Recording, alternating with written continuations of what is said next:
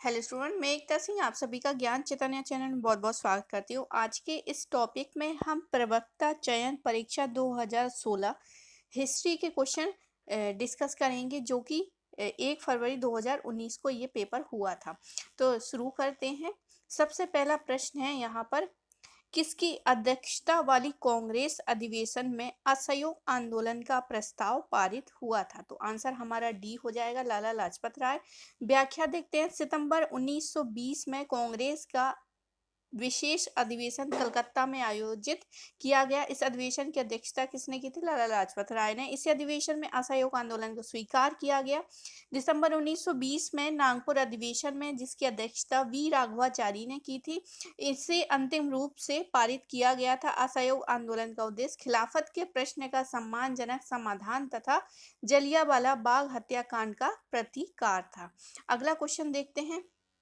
सम्राट अशोक की निम्नलिखित रानियों में से किसका नाम अभिलेखों में मिलता है? तो कौरवकी जो है यहाँ पर सही आंसर हो जाएगा। बाकी महादेवी भी इनकी पत्नी थी और तिष्य रक्षिता भी इनकी पत्नी थी। कुमार देवी जो है वो इनकी पत्नी नहीं थी, और लेकिन यहाँ पर जो अभिलेखों में उल्लेख मिलता है वो कौरवा की। व्याख्या देखते हैं इसकी। सम्राट अशोक की कई रानियां थीं। अभिलेखों में एक रानी कौरवा कारुवाकी का उल्लेख मिलता है। कौशाम्बी प्रयाग के स्तंभ लेखों में कारुवाकी का उल्लेख मिलता है। इसी प्रकार अशोक के कई पुत्र थे, लेकिन अभिलेखों में केवल एक ही पुत्र, जो कि नाम है तीवर, इसी का उल्लेख मिलता है। तिस्य रक्षिता भी अशोक की पत्नी थी। इसका उल्लेख किसमें? पुस्तकों में, यानी जो ग्रंथ हैं दिव्य दान में मिलता है। महाबोधि वंश में अशोक की पत्नी का नाम वैदेश महादेवी मिलता है, और कुमार देवी गुप्त जो है चंद्रगुप्त की पत्नी थी। अगला क्वेश्चन देखते हैं। बाबर द्वारा किस भाषा में तुजुक ए बाबरी लिखी गई थी? तो तुजुक ए बाबरी जो है वो तुर्की भाषा में लिखी गई थी। मुगल बादशाह बाबर ने अपनी आत्मकथा तुजुक ए बाबरी, जो कि इन्होंने खुद ही पुस्तक लिखी थी, और तो ये भाषा थी तुर्की भाषा थी।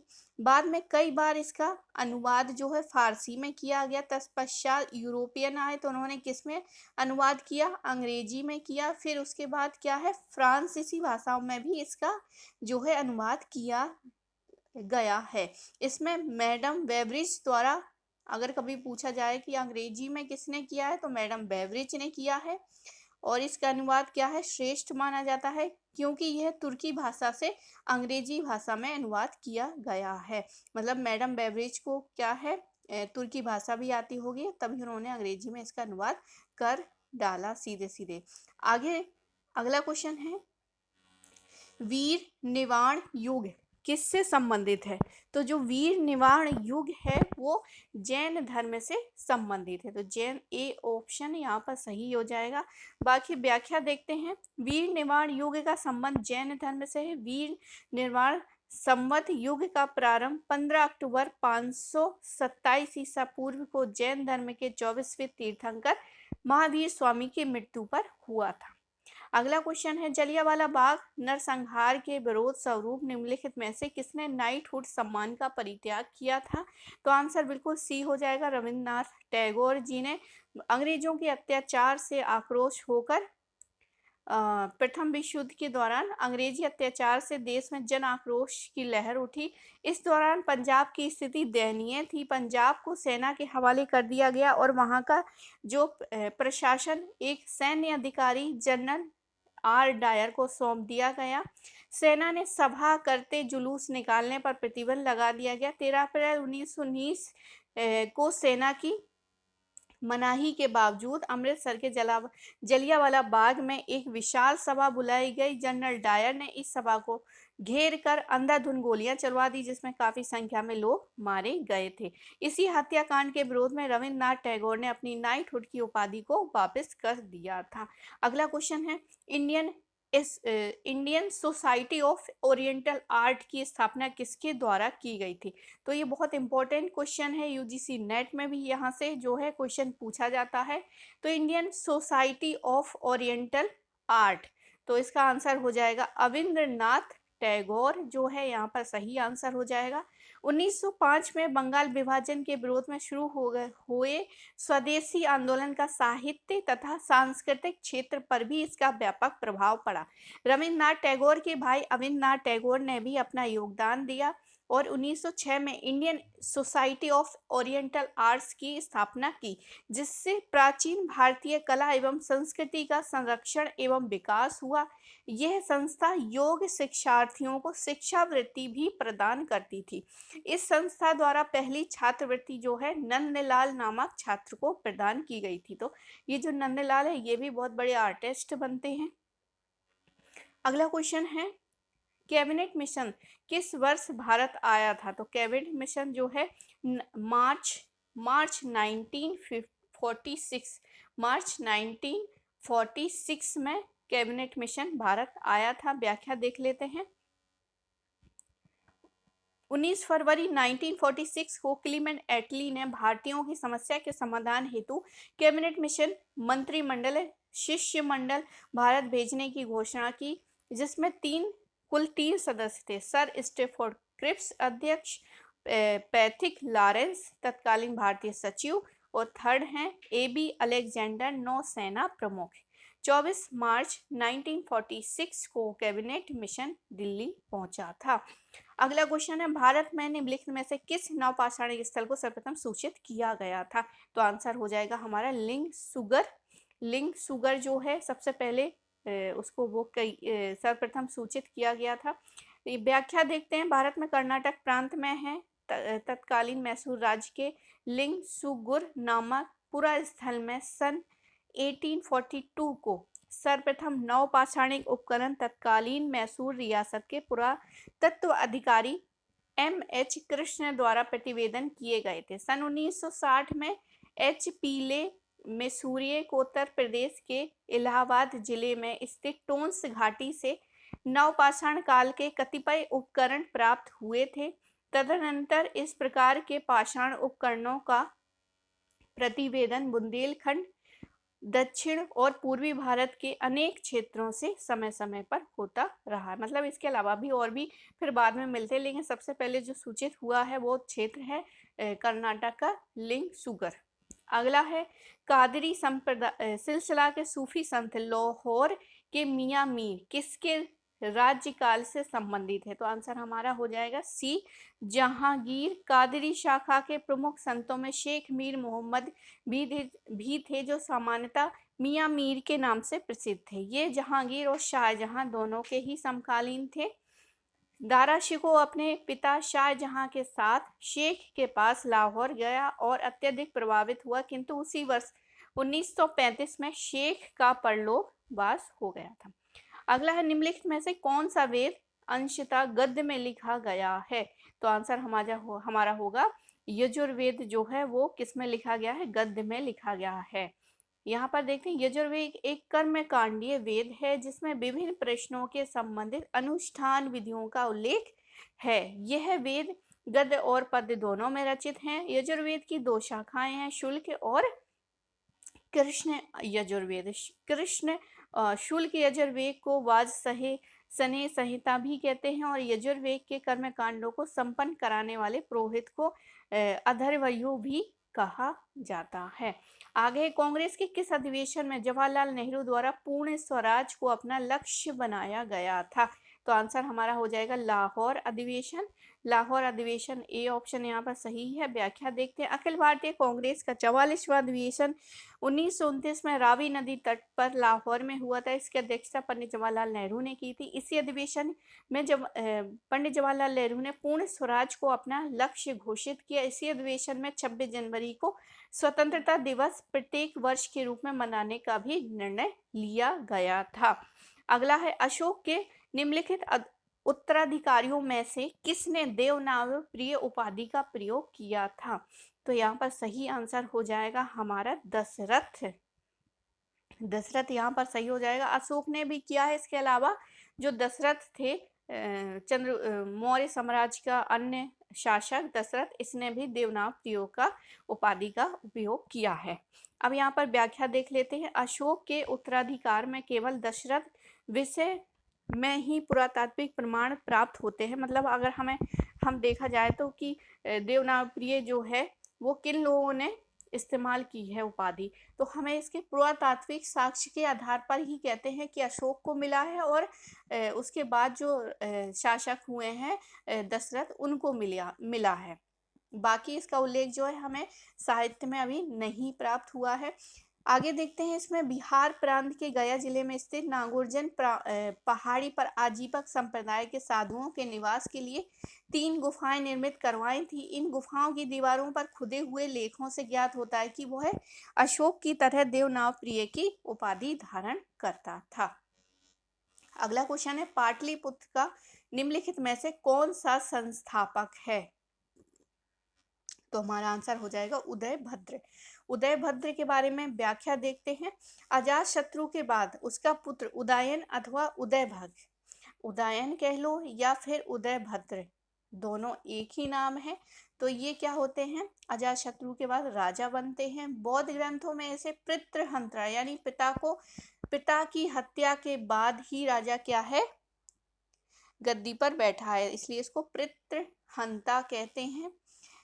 उदयन के शासनकाल की सर्वप्रथम घटना थी गंगा और सोन नदियों के संगम पर एक पाटली नगर की स्थापना की गई थी। इसने अपनी राजधानी राजगृह से, इसकी यानी अजातशत्रु के समय राजगृह क्या थी, राजधानी थी। लेकिन उदयभद्र जो है उदयन, इसने क्या किया, अपनी राजधानी पाटलिपुत्र स्थानांतरित कर ली। अगला क्वेश्चन है, हूणों का आक्रमण वर्णित है। तो हूणों का आक्रमण जो वर्णित है वो है भीतरी अभिलेख में वर्णित है। मतलब ये एक पुरातात्विक साक्ष्य है जिससे हमें पता चलता है कि भारत में हूणों का आक्रमण हुआ था। अब इसके बारे में डिटेल देखते हैं। भीतरी स्तंभ लेख उत्तर प्रदेश के गाजीपुर जिले से प्राप्त होता है। यह लेख स्कंदगुप्त के शासनकाल का है, जिसमें पुष्यमित्रों और हूणों के साथ स्कंदगुप्त के युद्ध का वर्णन मिलता है। उसने हूणों को बुरी तरह पराजित किया था। स्कंदगुप्त के जीवन की अनेक महत्वपूर्ण घटनाओं का अध्ययन इस अभिलेख से होता है। अगला है, 23वें तीर्थंकर पार्श्वनाथ निम्नलिखित में से किस स्थान पर रहने वाले थे? तो जो पार्श्वनाथ हैं वो है बनारस के रहने वाले थे। तो पार्श्वनाथ बनारस के रहने वाले थे। व्याख्या देखते हैं। ये जैन धर्म के 23वें तीर्थंकर पार्श्वनाथ का जन्म स्थल काशी या बनारस है। राजा अग्रसेन के यहाँ हुआ था। इनका काल महावीर स्वामी के 250 वर्ष पहले माना जाता है और 33 वर्ष की उम्र में उन्होंने गृह त्याग कर सन्यासी हो गए थे। 83 दिन की घोर तपस्या के बाद उन्हें सामवेद पर्वत पर ज्ञान प्राप्त हुआ। जैन अनुभूति के अनुसार उन्होंने 70 वर्ष तक धर्म प्रचार किया और जैन ग्रंथों में पार्श्वनाथ को पुरुषादिनियम कहा गया। अगला है, भारत छोड़ो प्रस्ताव किस दिन पारित हुआ था? तो ये भारत छोड़ो प्रस्ताव जो है 8 अगस्त 1942 को भारत छोड़ो प्रस्ताव अगस्त हुआ था। इसलिए भारत छोड़ो आंदोलन को अगस्त क्रांति भी बोलते हैं, क्योंकि ये अगस्त में स्टार्ट हुआ था। आगे हम देखते हैं इसकी व्याख्या। 7 अगस्त 1942 को बम्बई के ग्वालियर टैंक में कांग्रेस का अधिवेशन हुआ। उसकी अध्यक्षता किसने की थी? अब्दुल कलाम आज़ाद ने की थी। और 8 अगस्त 1942 को भारत छोड़ो आंदोलन क्या है, स्वीकार कर लिया गया कि हाँ भाई अब क्या है, हमें एक भारत छोड़ो प्रस्ताव हमने पारित करेंगे और एक आंदोलन चलाएंगे। और फिर 8 अगस्त के बाद से ही 1942 से भारत छोड़ो आंदोलन स्टार्ट हो जाता है। इसी ऐतिहासिक सम्मेलन में गांधी जी ने कौन सा नारा दिया था? करो और मरो का नारा दिया था। उन्होंने कहा था कि मैं स्वतंत्रता से कम किसी वस्तु से संतुष्ट होने वाला नहीं हूँ। मतलब उन्हें तत्कालीन क्या है, स्वतंत्रता चाहिए थी। आगे है, जैन परंपरा के अनुसार 22वें तीर्थंकर नेमिनाथ संबंधित हैं। अब नेमिनाथ किस से संबंधित है? तो आंसर हमारा होगा कृष्ण से संबंधित है। तो जैन परंपरा के अकॉर्डिंग है ये 22वें तीर्थंकर नेमिनाथ जो है वो कृष्ण से संबंधित है। बाकी यहाँ पर व्याख्या देखते हैं। जैन शब्द संस्कृत के जिन शब्द से बना है, जिसका अर्थ है विजेता, जितेंद्र। जैन महात्माओं को निग्रंथ यानी बंधन रहित तथा जैन संस्थापकों को तीर्थंकर कहा गया है। जैन धर्म के प्रथम तीर्थंकर ऋषभदेव तथा आदिनाथ थे।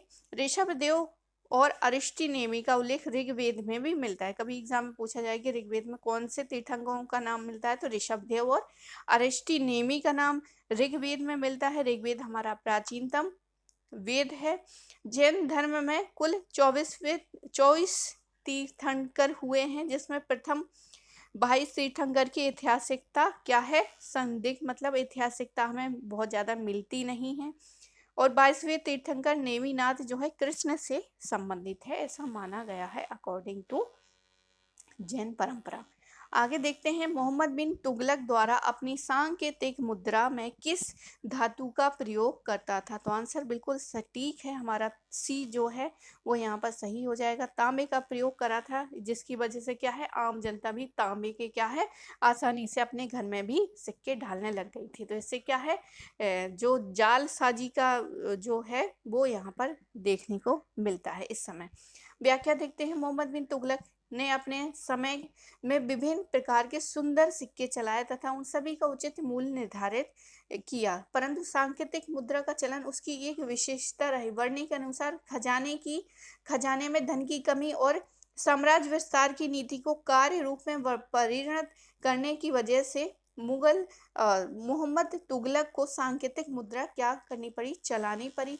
सांकेतिक मुद्रा तांबे की थी। ईरान में भी सांकेतिक मुद्रा चलाई गई थी, यद्यपि वहां यह प्रयोग असफल हुआ था, परंतु चीन में यह प्रयोग सफल हो गया था उस समय। इसलिए उनकी ही देखा देखी करके मोहम्मद बिन तुगलक का भी सांकेतिक मुद्रा योजना क्या हो जाती है, चलाते हैं, लेकिन वो असफल हो जाती है। अगला क्वेश्चन है, संघ में प्रवेश पाता है वह वर्ण विहीन हो जाता है, तो इसका सही आंसर होगा संघ में प्रवेश पाता है वह वर्ण विहीन हो जाता। अंग्युत्तर निकाय है।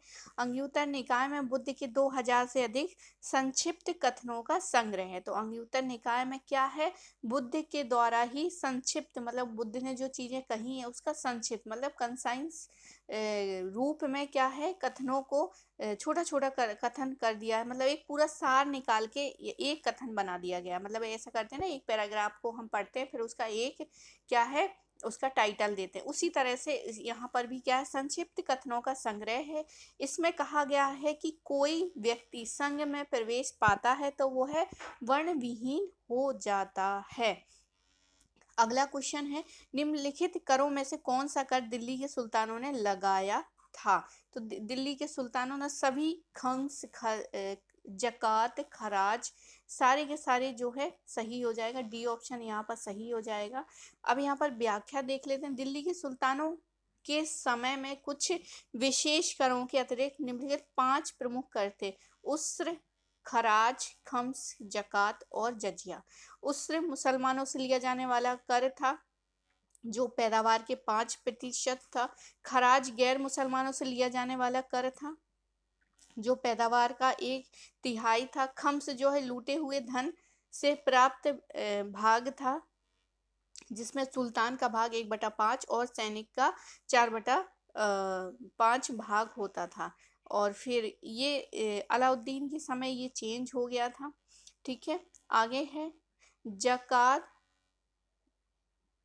धार्मिक कर था जो केवल धनवान मुसलमानों से लिया जाता था। जजिया गैर मुसलमानों से लिया जाने वाला धार्मिक कर था। तो ये कुछ कर थे यहाँ पर 5 प्रकार के, जिसका यहाँ पर एक्चुअली यहाँ पर क्या है कि ये जो उस्र, खराज, खम्स, जकात, जजिया ये सारी हिस्टोरिकल टर्मोलॉजी भी है। तो आपको यहाँ पर ये भी चीज़ याद रखनी है कि इसका क्या अर्थ है। कभी ये भी पूछा जा सकता है कि ये कौन क्या है, कर है कि कुछ और है, तो हमें याद रखना है कि ये कर है जो कि सल्तनत पीरियड में इस्तेमाल किए गए थे। आगे है ताम्रपाषाण काल में वृत्ताकार गर्त ग्रहों की प्राप्ति निम्नलिखित में से किस ग्रह स्थल से हुई है, तो आंसर हो जाएगा हमारा इनाम गांव। इनाम गांव कहाँ पर है, इनाम गांव जो है वो महाराष्ट्र में है। ताम्रपाषाणिक संस्कृति के सबसे अधिक स्थल जो है पश्चिमी महाराष्ट्र में मिलते हैं। इनका उत्खनन कर अनेक सामग्रियां प्रकाशित की गई हैं, जिसमें जोरवे, नेवास, दैमाबाद, चंदौली, सोनगांव, इमामगांव, नासिक, जिसमें जोरवे संस्कृति कहा जाए, मतलब ये सारी चीजें जो है इसको जोरवे संस्कृति कही गई हैं, जो गोदावरी की सहायक नदी प्रवरा नदी के बाएं तट पर स्थित है। इसका प्रतिनिधित्व स्थल है, यह मालवा संस्कृति से भी प्रभावित थे। इनाम गांव से वृत्ताकार गर्त गृहों की प्राप्ति हुई है और यहाँ से 32 मकानों के साक्ष्य मिले हैं, जिसमें 28 आयताकार है और एक गोलाकार है तथा 3 जो है गर्त युक्त मकान हैं। अगला क्वेश्चन है, गौतम बुद्ध द्वारा अपने धर्म में दीक्षित किए जाने वाला अंतिम व्यक्ति कौन था? तो अंतिम व्यक्ति यहाँ पर सुभद्र हो जाएगा। सुभद्र जो है गौतम बुद्ध के अंतिम समय में इसने धर्म में दीक्षित हुआ था। अब यहाँ पर देखते हैं, जीवन के अंतिम वर्षों में महात्मा बुद्ध ने अपने शिष्य चुंद के यहाँ, जो कि लोहार और सुनार के यहाँ क्या खाया, पावा पहुंचे। वहां सूकर माधव भोज्य सामग्री खाने से उनको क्या हो गए, अतिसार रोग से पीड़ित हो गए थे। फिर ये पावा से कुशीनगर चले गए, यहीं पर सुभद्र को अंतिम उपदेश दिया और फिर क्या है, उनकी 80 वर्ष की उम्र में कुशीनगर में ही उनकी क्या हो जाती है, मृत्यु हो जाती है, जिसे बौद्ध ग्रंथों में महापरिनिर्वाण कहा गया है। अगला है, प्रसिद्ध क्रांतिकारी आशुतोष कोइला किस क्रांतिकारी संगठन के सदस्य थे? तो क्रांतिकारी आशुतोष कोइला जो हैं वो है विद्युत वाहिनी से संबंधित थे, विद्युत वाहिनी से संबंधित थे। आशुतोष कोइला का जन्म जो है मिदनापुर में हुआ था, ये विद्युत वाहिनी संगठन से संबंधित है। अगला है, किस गवर्नर जनरल द्वारा सती प्रथा का उन्मूलन किया गया था? तो आंसर बिल्कुल लॉर्ड बेंटिक हो जाएगा, बहुत इजी क्वेश्चन था। व्याख्या देखते हैं, भारत में सती प्रथा प्राचीन काल से ही विद्यमान रही है। इसका सर्वप्रथम उल्लेख जो है 510 ईस्वी के एरन अभिलेख में मिलता है। मतलब 510 में हमें इसका उल्लेख हमें पुरातात्विक साक्ष्य के आधार पर मिलता है, लेकिन ऐसा नहीं है कि यहीं से, उससे कई सालों पहले जो है सती प्रथा इस भारतवर्ष में विद्यमान थी। सल्तनत काल में मुगल मोहम्मद बिन तुगलक ने इसे प्रतिबंध करवाया था। इम्पोर्टेंट क्वेश्चन है कि सल्तनत काल में किसने प्रतिबंध करवाया था? तो मोहम्मद बिन तुगलक ने। मुगल काल में देखा जाए तो अकबर ने, जहांगीर ने प्रतिबंधित किया था, लेकिन पूरी तरह समाप्त नहीं कर पाया। पुर्तगाली शासक अल बुकर ने भी गोवा में सती प्रथा को प्रतिबंधित किया था और 4 सितंबर 1829 ईस्वी में लॉर्ड विलियम बेंटिक ने नियम 17 और जो यहाँ पर है 15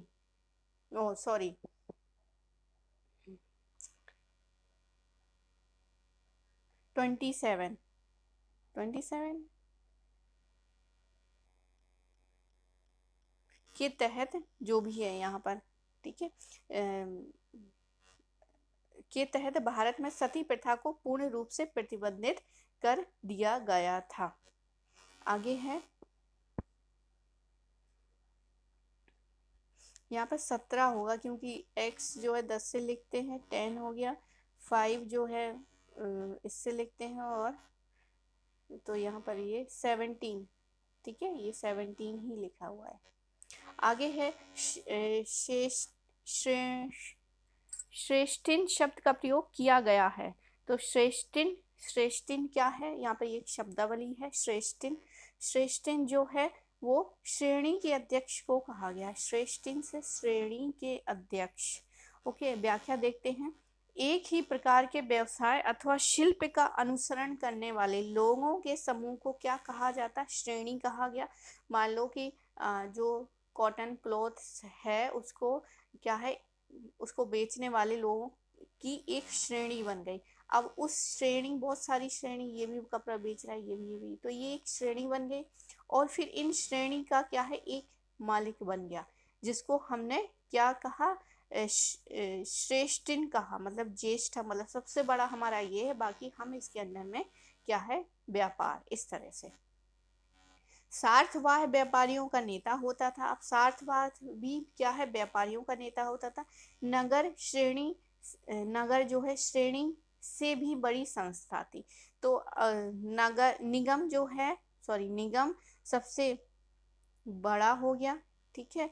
फिर श्रेणी से बड़ी संस्था थी, और जो व्यापारियों का नेता होता था वो उसे सार्यवाय कहा जाता था, ठीक है। अगला क्वेश्चन देखते हैं, निम्नलिखित राजाओं में से किसने अपने राज्य में मदिरा उत्पादन एवं बिक्री निषिद्ध कर दी थी? तो आंसर हमारा हो जाएगा कुमारपाल, ठीक है। कुमारपाल जी ने क्या किया था? मदिरा मतलब शराब का उत्पादन और बिक्री पर रोक लगाई थी कुमारपाल ने। कुमारपाल जो हैं चालुक्य वंश का एक महान शासक था, जिसने जय सिंह से प्राप्त विरासत को अनुच्छ बनाए रखने के बनाए रखा। कहा जाता है कि हेमचंद्र के प्रभाव से जैन धर्म में भी इन्होंने ग्रहण कर लिया था। कुमारपाल जी ने जैन धर्म में ग्रहण किया था हेमचंद्र के प्रभाव में आकर। इसने अपने राज्य में मदिरा के उत्पादन तथा बिक्री पर भी रोक लगा दी थी, और पशुओं की हत्या को भी निषिद्ध कर दिया था। जिसने अपने राज्य में अहिंसा पर जोर शोर से प्रचार किया तथा इससे राजज्ञा प्रसारित किया। अगला है, तीन गठिया ब्रिटिश भारत में क्या थी? तो तीन गठिया क्या है? जहां किसान 3/20 जमीन पर नील की खेती करने के लिए बाध्य हो, उसको तीन कटिया पद्धति कही जाती थी। ये ब्रिटिश जब अंग्रेज थे उस समय क्या है, ये पद्धति लागू कर रखी थी। आगे देखते हैं इसकी व्याख्या। 19वीं शताब्दी में यूरोपियन बागान मालिकों ने किसानों के एक अनुबंध किया, जिसके तहत किसान अपनी कुल भूमि के 3/20 भाग में नील की खेती करने के लिए बाध्य थे। इसे तीन कटिया पद्धति कहते थे। यह समस्या चंपारण में थी। महात्मा गांधी के नेतृत्व में इसके खिलाफ आंदोलन भी चलाया गया, जिसमें किसानों की जीत हुई और इस पद्धति से क्या मिली? मुक्ति मिली थी। अगला क्वेश्चन है, भारत छोड़ो प्रस्ताव की निम्नलिखित में से किसने अनुशंसा की थी? तो आंसर हो जाएगा हमारा सरदार पटेल। सरदार पटेल जी ने अनुशंसा की थी भारत छोड़ो आंदोलन के प्रस्ताव को। महात्मा गांधी जी ने लिखा था और पंडित जवाहरलाल नेहरू ने इसे संशोधित किया था, और पंडित सरदार वल्लभ भाई पटेल ने इनकी अनुशंसा की थी। अगला क्वेश्चन है, निम्नलिखित में से कौन सा प्रथम भिक्षुणी थी? प्रथम भिक्षुणी हो जाएगी प्रजापति गौतमी। इनकी मौसी भी थी, बुद्धि जी की मौसी थी। ज्ञान प्राप्ति के बाद 8वें वर्ष वैशाली के लिच्छवियों ने महात्मा बुद्ध को वैशाली आने का निमंत्रण किया और उनके सम्मान में कुटाग्रशाला नामक विहार दान में दिए। अपने परम शिष्य आनंद के कहने पर महात्मा बुद्ध ने वैशाली महिलाओं को संघ में प्रवेश करने की अनुमति भी दे दी थी। महाप्रजापति गौतमी संघ में शामिल होने वाली पहली महिला थी। भारत में गौतमी की पुत्री नंदा और बुद्ध की पत्नी यशोधरा भी भिक्षुणी बन गई। वैशाली की प्रसिद्ध नगर वधु आम्रपाली भी यहाँ पर क्या है, शिष्य बन गई थी। अगला देखते हैं, 1620 में जहांगीर ने अपने नेतृत्व में कांगड़ा के विरुद्ध अभियान भेजा था। तो किसको भेजा था कांगड़ा के विरुद्ध अभियान? तो आंसर हो जाएगा नवाब मुर्तजा खां। नवाब मुर्तजा खां को कांगड़ा के विरुद्ध अभियान के लिए भेजा गया था। व्याख्या देखते हैं। उत्तर पूर्वी भारत में कांगड़ा का दुर्ग जो है अभेक माना जाता था। अकबर ने कांगड़ा दुर्ग पर अधिकार करने के लिए खाने जहां को भेजा, नियुक्त किया था, परंतु वो सफल नहीं हो पाया और जहांगीर ने कांगड़ा विजय का निश्चय किया। इस उद्देश्य से उसने 1615 में लाहौर के सूबेदार मुर्तजा खां को कांगड़ा अभियान के लिए नियुक्त किया, किंतु उसे सफलता नहीं मिली। तत्पश्चात यह दायित्व 1618 ईस्वी में शाहजहां खुर्रम को सौंपा गया। खुर्रम ने कांगड़ा दुर्ग का घेरा डाला और दुर्ग में रसद पहुंचाने के सभी मार्ग क्या कर दिए, अवरुद्ध कर दिए। 14 माह की घेराबंदी के बाद 16 नवंबर 1620 ईस्वी किले पर मुगलों का अधिकार हो गया। अगला है, निम्नलिखित में से किसने गाथा सप्तशती की रचना की थी? बहुत इंपॉर्टेंट क्वेश्चन है। तो गाथा सप्तशती की रचना जो है सातवाहन शासक हाल ने की थी। यहाँ पर व्याख्या देख लेते हैं। पुराणों में सातकर्णी प्रथम तथा गौतमी पुत्र सातकर्णी के बीच शासन करने वाले राजाओं की संख्या 10 से 19 तक बताई गई है, जिसमें 3 राजाओं के विषय में हम दूसरे स्रोतों से भी जानते हैं। आपली, कुंतल, हाल। इसमें से हाल बहुत ही बड़ा कवि और कवियों एवं विद्वानों का आश्रम दाता था। गाथा सप्तशती नामक प्राकृत भाषा में उसने एक मुक्तक काव्य ग्रंथ की रचना की थी। उसकी राज्यसभा में बृहत कथा के रचयिता गुणहान तथा कातंक नामक संस्कृत व्याकरण के लेखक शर्ववर्मन निवास करते थे। अगला क्वेश्चन है, निम्नलिखित में से प्रथम गुप्त शासक कौन था जिसने परम भागवत की उपाधि धारण की थी? तो आंसर हो जाएगा हमारा चंद्रगुप्त द्वितीय। व्याख्या देखते हैं। चंद्रगुप्त द्वितीय इसका आंसर है। समुद्रगुप्त के पश्चात इसकी जो प्रधान महिषी दत्त देवी से उत्पन्न हुई थी पुत्र चंद्रगुप्त द्वितीय गुप्त राजवंश का सर्वाधिक महत्वपूर्ण एवं शक्तिशाली शासक हुआ। चंद्रगुप्त द्वितीय का एक अन्य नाम देव भी था। ठीक है, देव नाम याद रखेंगे। इसे देवगुप्त या देवराज, देवश्री आदि भी कहा जाता है। विक्रमांक, विक्रमादित्य, परम भागवत आदि इसी प्रसिद्ध उपाधि थी। इनमें जहां एक ओर इसका अतुल्य पराक्रम सूचित होता, वहीं दूसरी ओर धर्मनिष्ठ वैष्णव होने का भी इससे सिद्ध होता है इन उपाधियों के माध्यम से, कि वो एक तो पराक्रम है और दूसरा क्या है, वैष्णव धर्म का है। आगे है, गुप्त काल में युद्ध एवं शांति मंत्री जाना जाता था। तो आंसर होगा संधि विग्रहक।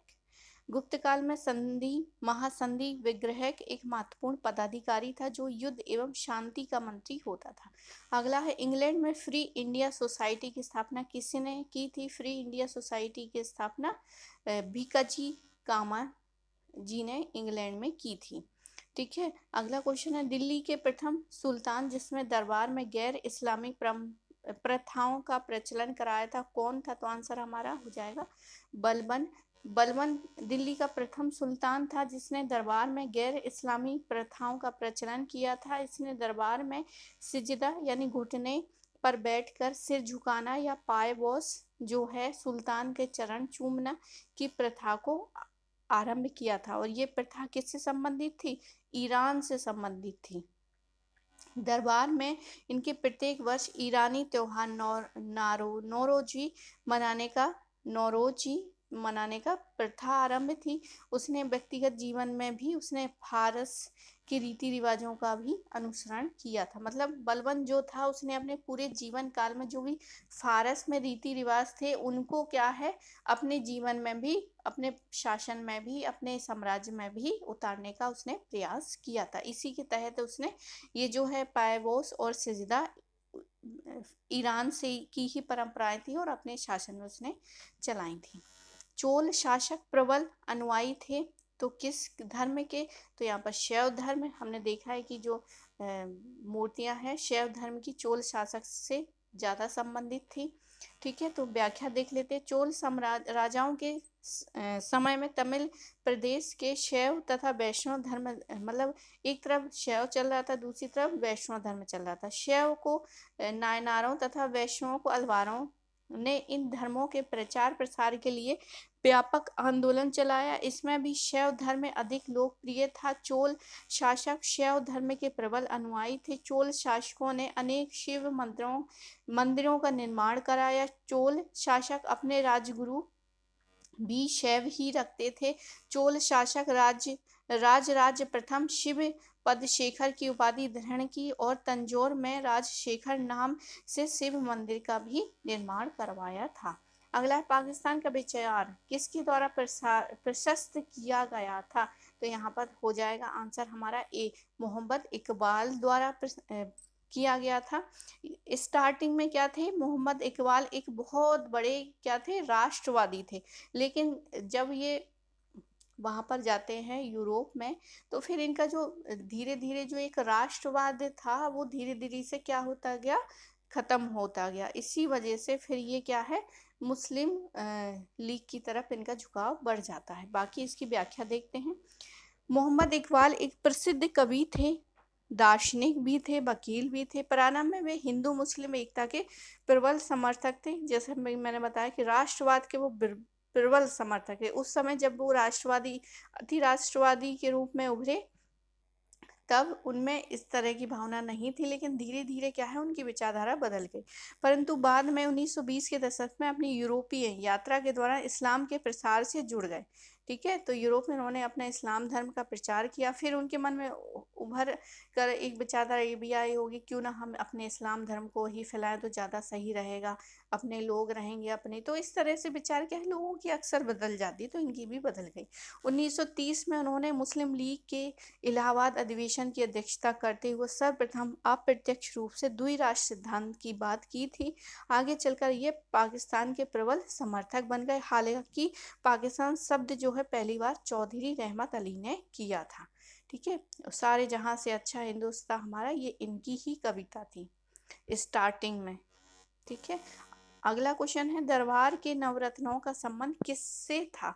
तो दरबार के नवरत्नों का संबंध जो है चंद्रगुप्त द्वितीय के समय में भी जो है नवरत्न हुआ करते थे। अब नवरत्न में से 9 विद्वानों की एक मंडली निवास करती थी, किसके? चंद्रगुप्त द्वितीय के, जिसमें उसको नवरत्न मतलब 9 रत्न कहे गए। जिसमें कालिदास हुए, धन्वंतरी हुए, बारह मिहिर हुए, अमर सिंह हुए, छपड़क हुए, शंकु हुए, बेताल भट्ट हुए, घट पढ़कर वर रुचि जैसे विद्वान रहते थे। ये नवरत्न संभवतः उज्जैन दरबार को सुशोभित करते थे, जो विक्रमादित्य की दूसरी राजधानी थी। मतलब ये दूसरी राजधानी में थे, पहली राजधानी में नहीं थे। ठीक है, अगला है, गुप्त काल में सार्थवाह कहा जाता था। तो अभी हमने पढ़ा था, तो व्यापारियों के मुखिया को क्या बोलते थे? सार्थवाह। तो आंसर हमारे व्यापारी कारवां का प्रमुख। ठीक है, तो यहाँ पर व्यापारी कारवां का प्रमुख जो है वो सार्थवाह कहा गया। गुप्त काल में व्यापारी प्रगति हुई, मतलब व्यापार वहाँ पे काफी अच्छा फला फूला, लंबी और चौड़ी सड़कों तथा प्रमुख नगरें जोड़े गए। भड़ोच, उज्जैनी, प्रतिष्ठान, विदिशा, प्रयाग, पाटलिपुत्र, वैशाली, ताम्रलिप्ति, मथुरा, अहिच्छल, कौशाम्बी आदि प्रमुख व्यापारी नगर थे। व्यापारी एक स्थान से दूसरे स्थान को माल लेकर जाते समय समूह कारवां में चलते थे, और जिसे साय कहा जाता था, तथा इसके प्रमुख को सार्थवाह, मतलब पूरा एक कारवां चल रहा है, उसका एक मालिक है जिसको सार्थवाह कहा जाता था। अगला क्वेश्चन है, गुप्तकालीन ब्राह्मणी अभिलेख से युक्त जैन प्रतिमाएं निम्नलिखित में से कहाँ प्राप्त हुई हैं? तो आंसर हो जाएगा हमारा उदयगिरी से। उदयगिरी से प्राप्त हुई हैं, आंसर हो जाएगा उदयगिरी। आगे, चोलों के समय उर की कार्यकारिणी संहिता कार्यकारिणी कहलाती थी। तो उर जो होता था वो है अलुंगणम। अलुंगणम कार्यकारिणी कहलाती थी। उर की कार्यकारिणी कहलाती थी अलुंगणम। व्याख्या देखते हैं। चोल शासन की सबसे उल्लेखनीय विशेषता ये साधारण व्यक्ति द्वारा क्षमता जो स्वायत्त शासी ग्रामीण संस्थाओं के संचालन में परिलक्षित होती है। वस्तुतः स्वायत्त शासन पूर्णतः ग्रामों में ही क्रियान्वित किया गया। ग्रामों में मुख्यतः 2 प्रकार की संस्थाएं कार्यरत थी, उर और सभा। उर की बैठकों में सभी ग्रामवासी सम्मिलित होते थे तथा सामान्य व्यक्तियों की सभा थी। उर की कार्य समिति को अलुंगणम यानी शासक गण अथवा गणम कहा जाता था। अगला क्वेश्चन है, निम्नलिखित में से कौन महावीर जैन के शिष्य के रूप में संबंधित थे? तो आंसर हो जाएगा माखली घोषाल जो है शिष्य के रूप में संबंधित थे। व्याख्या देखते हैं। माखली घोषाल महावीर के शिष्य थे, लेकिन बाद में मतभेद हो जाने के कारण महावीर का साथ छोड़ दिया और आजीवक नामक स्वतंत्र संप्रदाय स्थापित किया। आजीवक संप्रदाय जो है लगभग 1002 ईस्वी तक बना रहा है। इनका मत नियतिवाद यानी भाग्यवाद कहा गया, मतलब भाग्य पर भरोसा था इनको, जिसके अनुसार संसार के प्रत्येक वस्तु भाग्य द्वारा पूर्ण नियंत्रित एवं संचालित होती है। मतलब भाग्य है, भाग्य में हमारा था तो ऐसा हो गया, भाग्य के अनुसार ही सारी चीजें, मतलब इस तरह की धारा जो थी वो आजीवक संप्रदाय की थी। और फिर प्रत्येक यहाँ पर है, मनुष्य के जीवन पर उनके कर्मों का कोई प्रभाव नहीं पड़ता है, ऐसा ये मानने वाले थे। ठीक है, लेकिन ये सब कुछ जो है भाग्य पर ही भरोसे छोड़ दिया जाए तो ऐसा कुछ नहीं होने वाला है। ठीक है, अगला क्वेश्चन है, किस युद्ध के बाद मैसूर के टीपू सुल्तान को सहायक राज्य बनने के लिए बाध्य किया गया? तो आंसर हो जाएगा चतुर्थ आंग्ल मैसूर युद्ध में जो है मैसूर के टीपू सुल्तान को सहायक राज्य बनने के लिए बाध्य किया गया था। व्याख्या देख लेते हैं। चतुर्थ आंग्ल मैसूर जो है 1799 मैसूर राज्य के लिए विनाशकारी सिद्ध हुआ, मतलब ये आखिरी था। उसके बाद क्या है, संधि और जो भी है चीजें हो जाती हैं और अंग्रेज यहाँ पे जीत जाते हैं। अंग्रेजों ने टीपू पर दबाव डाला जो कि सहायक संधि स्वीकार करे या तो युद्ध के लिए तैयार रहे। टीपू ने सहायक संधि को स्वीकार नहीं किया और फिर युद्ध किया। लॉर्ड वेलेस्ली ने टीपू के खिलाफ युद्ध की घोषणा कर दी। टीपू रंगपट्टनम के दुर्ग पर लड़ता हुआ क्या हो गया, मारा गया और टीपू के परिवार को वेल्लूर के उसमें कैद कर लिया गया। अब मैसूर में पुनः बाडियार वंश, मतलब पहले टीपू ईपू और जो हैदर है उनसे पहले क्या था, बाडियार था। फिर हैदर ने बाडियार वंश को हटा के अपनी क्या है वहां पर स्थापना की थी। तो अंग्रेजों ने क्या किया, जब टीपू मर गया उसके बाद क्या है, बाडियार वंश को लेकर आए वहां पर। उस बाडियार वंश के व्यक्ति को बालक था जो कि कृष्णराज, उसको बैठाया और उसके तहत ही वहां पर शासन जो है शुरू किया अपना, और फिर सहायक संधि थोप दी गई। आगे है, निम्नलिखित में से किस उपनिषद में वर्णित केकई जनपद का एक राजा दार्शनिक था? तो आंसर हो जाएगा अश्वपति। अश्वपति जो है वो केकई जनपद का क्या था, दार्शनिक राजा था। छंदोग उपनिषद में वर्णित अश्वपति केकई जनपद के राजा दार्शनिक थे जिसके पास ऋषि उद्दालक पंचनिग वैश्वानर ज्ञान प्राप्त करने के लिए गए थे। अगला क्वेश्चन है, भारतीय राष्ट्रीय कांग्रेस की प्रथम महिला अध्यक्ष कौन थी? ये यूपी में जितने भी एग्जाम होते हैं तो ये क्वेश्चन तो, और एनी बेसेंट सरोजनी नायडू, इन दोनों से तो ये क्वेश्चन बनता ही बनता था। यहाँ पर प्रथम महिला पूछा है, प्रथम भारतीय राष्ट्रीय कांग्रेस की प्रथम भारतीय महिला नहीं पूछा है, इसलिए आंसर हमारा श्रीमती एनी बेसेंट होगा। ठीक है, व्याख्या देख लेते हैं। अखिल भारतीय कांग्रेस का 32वां अधिवेशन दिसंबर 1917 को कलकत्ता में हुआ। श्रीमती एनी बेसेंट इसकी अध्यक्षता थी। इस कांग्रेस की प्रथम महिला अध्यक्ष बनी जो कि यूरोपीय थी। इस अधिवेशन में महात्मा गांधी की उपस्थित थे। उन्होंने अपने भाषण किस में दिया था, हिंदी में दिया था। अगला, निम्नलिखित बादशाहों में से किसे कलंदर कहा जाता है? तो कलंदर शब्द जो है वो बाबर को कहा गया। ए ऑप्शन यहाँ पर सही है। अब कलंदर क्यों कहा गया, क्योंकि जब ये भारत से लूट के जाता है तो वहां पर सबको क्या है, दान देता है, जिसके कारण वहां की जनता इसको कलंदर बोलती है। ठीक है, बाबर का जन्म जो है 14 फरवरी 1483 ईस्वी में फरगना में हुआ था। माता का नाम कुतलुग निगार तथा पिता का नाम उमर शेख मिर्जा था। बाबर बादशाह की उपाधि धारण करने वाला प्रथम मुगल शासक था। 1526 में पानीपत के प्रथम युद्ध में विजय के बाद बाबर ने काबुल के प्रत्येक निवासी को एक एक चांदी का सिक्का, मतलब चांदी का दान दिया। इससे उसकी उदारता के कारण इसको कलंदर की उपाधि दी थी।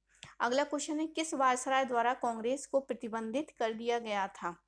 तो सी ऑप्शन यहाँ पर लॉर्ड विलिंगटन को क्या कर दिया गया था,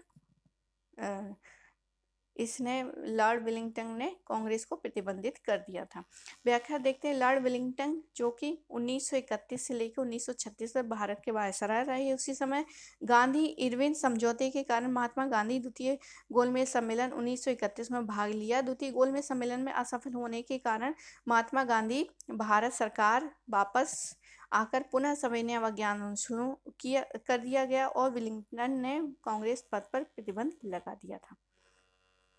अगला क्वेश्चन देखते हैं, निम्नलिखित में से किसने 1899 में कलकत्ता कॉरपोरेशन एक्ट पारित किया था? तो आंसर हमारा होगा बी, लॉर्ड कर्जन।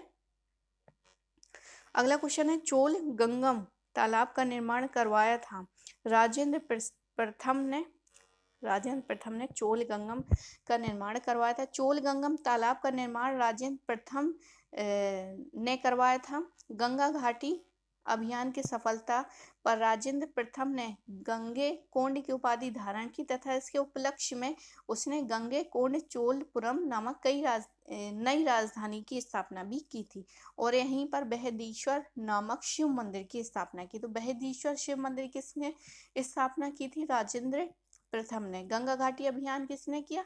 राजेंद्र प्रथम ने। अगला है बंगाल टेनेंसी एक्ट। ये यूजीसी में भी पूछा गया क्वेश्चन है, ठीक है, और यहाँ पर भी पूछा गया है, पीजीटी यूपी पीजीटी में भी पूछा गया है। बंगाल टेनेंसी एक्ट किस वर्ष लागू किया गया था? तो आंसर हमारा 1885 ईस्वी में। लॉर्ड डफरिन 1884 से 1888 तक भारत के वायसराय रहे।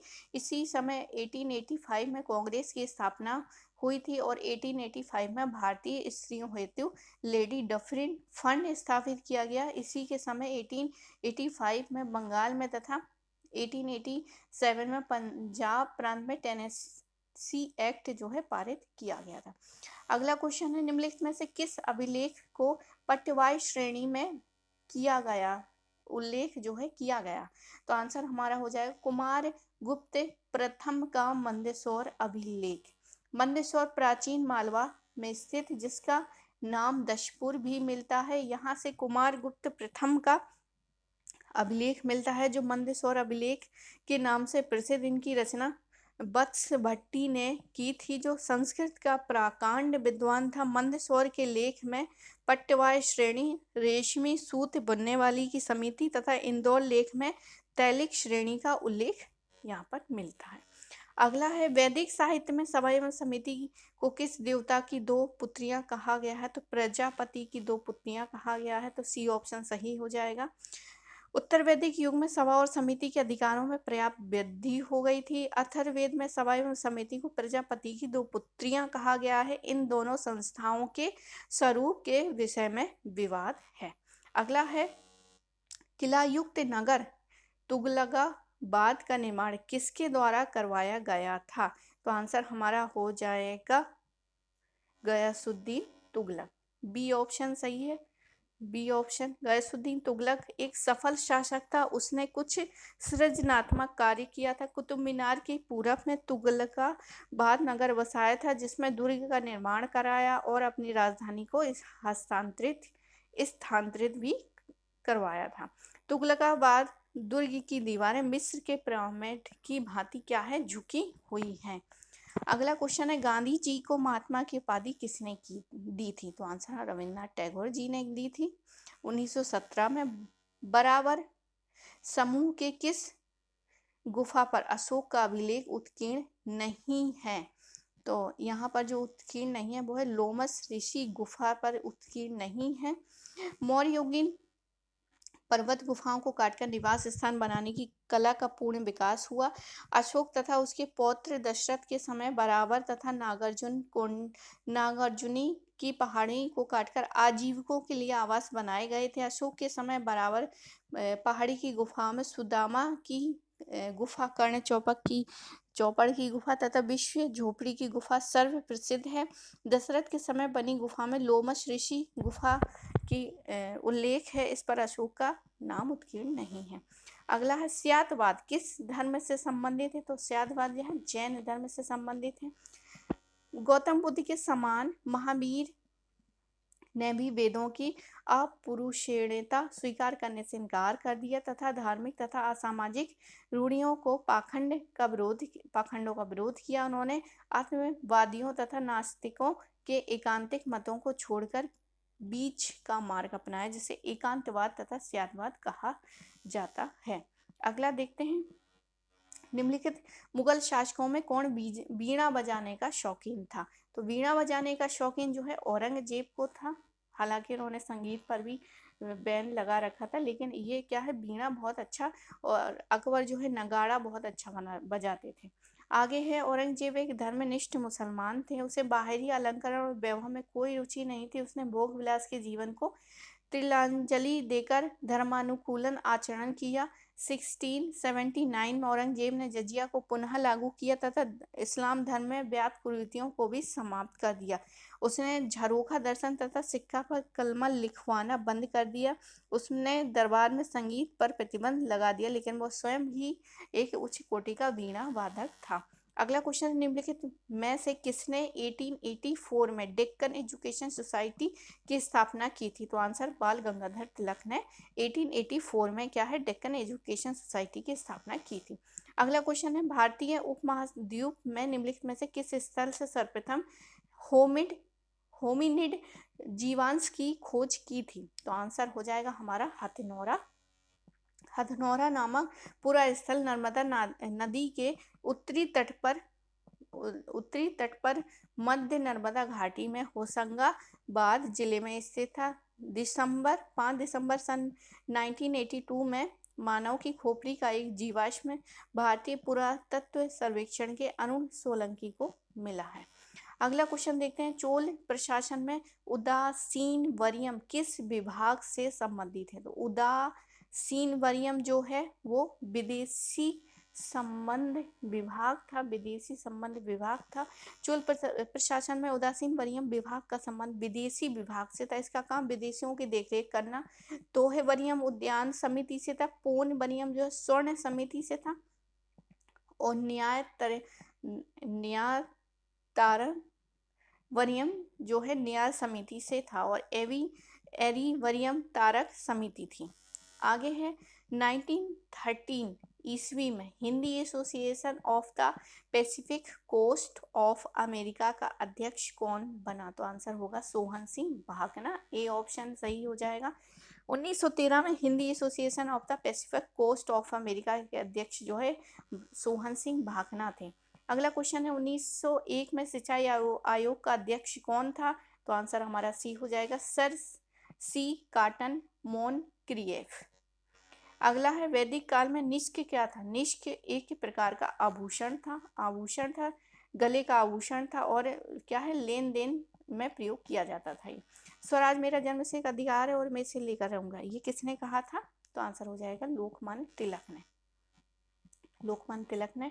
व्याख्या देख लेते हैं। अखिल भारतीय कांग्रेस का 31वां अधिवेशन जो है दिसंबर 1916 लखनऊ में हुआ। इसकी अध्यक्षता जो है अंबिका चरण मजूमदार ने किया था। इसी अधिवेशन में मुस्लिम लीग और कांग्रेस के बीच लखनऊ समझौता हुआ। इसी अधिवेशन में तिलक ने कहा था, स्वराज मेरा जन्मसिद्ध अधिकार है और इसे मैं लेकर रहूंगा। अगला है, बाबर की मृत्यु किस स्थान पर हुई थी? तो बाबर की मृत्यु आगरा में हुई थी और फिर इनको बाद में यहाँ से जो है वहाँ पर दफनाया गया था। तो बाबर की मृत्यु जो है 26 दिसंबर 1530 आगरा में हुई थी। मृत्यु के बाद बाबर को आगरा के चारबाग में दफनाया गया था, किंतु बाद में शेर शाह के शासनकाल में उनकी अस्थियों को उनकी विधवा पत्नी मुबारक यूसुफ जाई काबुल ले गई, जहां उसे एक उद्यान में दफना दिया गया था। अगला, निम्नलिखित में से किस वेद में आहुति यानी बलिदान संबंधी सूत्र समाहित है? तो आंसर हो जाएगा ए ऑप्शन। ऋग्वेद आर्यों का सबसे प्राचीनतम ग्रंथ है। ऋग का अर्थ होता है बंद रचना या श्लोक है। सारे के सारे श्लोक है, सिर्फ अथर्ववेद जो है यजुर्वेद ये गद्य में लिखा गया है। ठीक है। ऋग्वेद के सूक्त विविध देवताओं की स्तुति करने वाला भाव भरे गीत है। इसमें भक्ति भाव की वेदांता, इसमें आहुति संबंधी सूत्र समाहित हैं। अगला क्वेश्चन है, बंगाल विभाजन के बाद पूर्वी बंगाल का प्रथम गवर्नर कौन बना? तो आंसर हो जाएगा वामफील्ड फुलर जो है पूर्वी बंगाल का प्रथम गवर्नर बना था। तो 16 अक्टूबर 1905 में बंगाल को दो भागों में विभाजित किया था, पूर्वी बंगाल और पश्चिमी बंगाल। पूर्वी बंगाल के प्रथम गवर्नर जो है वामफील्ड फुलर बने थे। ये नया क्वेश्चन है, बहुत इंपॉर्टेंट क्वेश्चन है। अगला क्वेश्चन देखते हैं, निम्नलिखित में से कौन कोलकाता विश्वविद्यालय का प्रथम भारतीय उपकुलपति था? तो आंसर हो जाएगा हमारा आशुतोष मुखर्जी। ए ऑप्शन सही है। एक चर्चित समाजशास्त्री के रूप में आशुतोष मुखर्जी ने अपने जीवन की शुरुआत एक वकील के रूप में की थी और 1904 में कलकत्ता हाई कोर्ट में जज के पद पर पहुंचे और कुछ वर्षों तक उन्होंने बंगाल विधान परिषद के सदस्य के रूप में भी सेवा की वह कलकत्ता विश्वविद्यालय के उप कुलपति नियुक्त किए गए और बाद इस पद पर 10 वर्ष से भी अधिक समय पर रहे।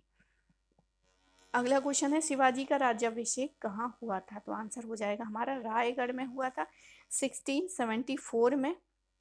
20 अप्रैल 1627 को पूना में उत्तर में स्थित जुझार के समीप शिवनेर के पहाड़ी किले में हुआ था। शिवनेरी देवी के नाम पर इनका नाम क्या है? शिवाजी रखा गया था। शिवाजी का राज्याभिषेक 6 जून 1674 को रायगढ़ में हुआ। शिवाजी की मृत्यु 3 अप्रैल 1680 में हुई थी।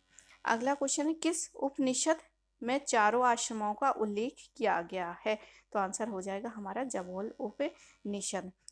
हिंदू सामाजिक संगठन की दूसरी महत्वपूर्ण संस्था आश्रमों की थी। आश्रम मनुष्य के प्रशिक्षण की समस्या से संबंध है, जो संसार की सामाजिक विचारधारा से संपूर्ण इतिहास के अद्वितीय है। आश्रम शब्द की उत्पत्ति श्रम धातु से है, जिसका अर्थ है परिश्रम का या प्रयास करना।